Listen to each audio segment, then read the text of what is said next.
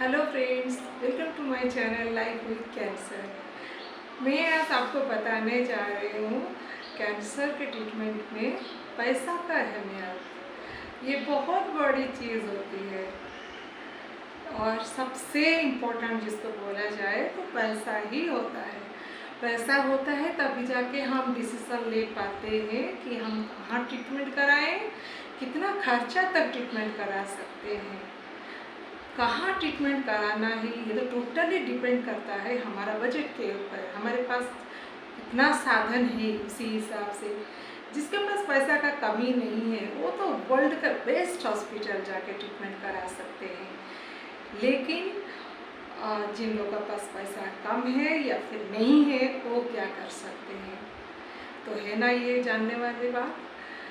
मैं अपना एक्सपीरियंस भी साझा करूँगी कि मैंने क्या डिसीज़न लिया था जब मेरा रिपोर्ट पॉजिटिव आया था। जब मेरा रिपोर्ट पॉजिटिव आया तभी हम लोगों ने रोना धोना बंद करके जब ट्रीटमेंट के बारे में सोचा तो सबसे बड़ी बात वही थी, पैसा।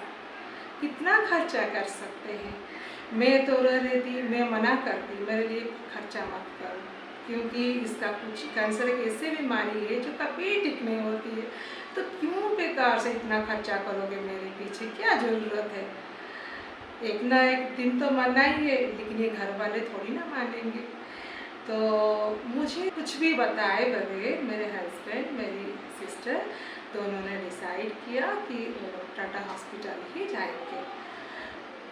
शायद उनका बजट ऐसा था कि वो अफोर्ड कर पाएंगे, तो उन्होंने डिसाइड कर लिया और मुंबई के लिए टिकट भी कर लिया कि जाके करनी है। तो मुझे ना करने का कुछ ये नहीं था, क्योंकि मैं भी चाहती थी कि अगर मेरा इलाज हो पाए, अगर मैं ठीक हो जाऊँ तो कौन नहीं चाहेगा ये बात। तो ऑब्वियसली मैं भी वही चाहती थी, तो मैंने भी उनको सपोर्ट किया। फिर मेरा इलाज शुरू हो गया। ये तो मैं फॉर्चुनेट थी, मेरा पैसा का इंतज़ाम एक दिन के अंदर हो गया। लेकिन सबके हाथ में तो ऐसा धरा हुआ पैसा नहीं होता है। हमारे हाथ में भी नहीं होता है, फॉर्चुनेटली उसी टाइम था। लेकिन सबके हाथ में नहीं होता है, तो वो अपना ट्रीटमेंट कहाँ कराए। तो मैं बताऊंगी, अगर आपके हाथ में बिल्कुल भी पैसा नहीं है और आपका कैंसर का ट्रीटमेंट का करानी है आपको, तो आप प्रिफर करें नियर बाय गवर्नमेंट हॉस्पिटल। अगर आप, मैं जैसे उड़ीसा की हूँ तो मेरे उड़ीसा के लोगों को मैं सजेस्ट करूँगी आप हमारा एम्स को जा सकते हैं और वहाँ पर मुफ्त इलाज होता है, मुफ्त इलाज करा सकते हैं। कुछ भी पैसा नहीं लगता है। हाँ, रहने के लिए थोड़ा तो खर्चा होगा, वो आप कहीं भी जाओ तो आपका खर्चा होगा। ऐसे नहीं कि भुवनेश्वर में कहीं भी जाओ तो खर्चा होगा। लेकिन अगर आप चाहते हैं कि आप दूर भी जा सकते हैं, लेकिन दूर जाने के लिए आपको एक ऐसा अटेंडेंट चाहिए जो थोड़ा स्मार्ट हो, थोड़ा समझ पाए, मतलब उनमें समझ हो कि मेडिकल में कैसे डायग्नोस किया जाता है, डॉक्टर से कैसे बात करनी होती है, वो सब थोड़ा पता होना चाहिए। थोड़ा स्मार्ट पर्सन रहेगा तो आप आगे का सोच सकते हैं। अगर आपके पास कोई अटेंडेंट है तो आप बगैर सोचे कुछ सीधे मुंबई चले आए, क्योंकि टाटा हॉस्पिटल जो ऐसा हॉस्पिटल है वो वहाँ पर दो तरह के कैटेगरी है ट्रीटमेंट के लिए। एक प्राइवेट है, एक जनरल है। जनरल में सरकारी, तो वहाँ पर भी आपका बहुत कम पैसा में इलाज हो जाएगा।